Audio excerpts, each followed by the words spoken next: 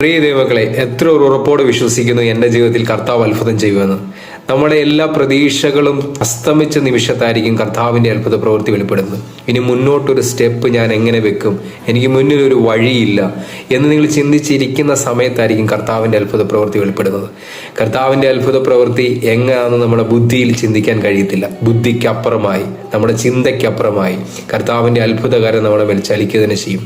ചെങ്കടലിന് മുമ്പിൽ ചെന്നിട്ട് പിന്നിൽ നോക്കിയാലും മുന്നിൽ നോക്കിയാലും ഒരു ചാൻസും ഇല്ലാത്ത അവസ്ഥയിൽ അവരുടെ ബുദ്ധിക്കപ്പുറമായി ആ ചെങ്കടലിന്റെ നടുവിൽ കൂടെ ദൈവം വഴിയൊരുക്കി. ഒന്ന് ചിന്തിച്ചു നോക്കിയേ, ആ കടൽ രണ്ട് സൈഡിലോട്ട് നിൽക്കുന്ന അവസ്ഥയിൽ അതിന്റെ മധ്യയിൽ കൂടെ ദൈവം വഴിയൊരുക്കി. ഇപ്പോൾ നിങ്ങൾ ചെങ്കടൽ പോലെ സമാനമായ വിഷയത്തിൽ ഭാരപ്പെടുകയായിരിക്കാം.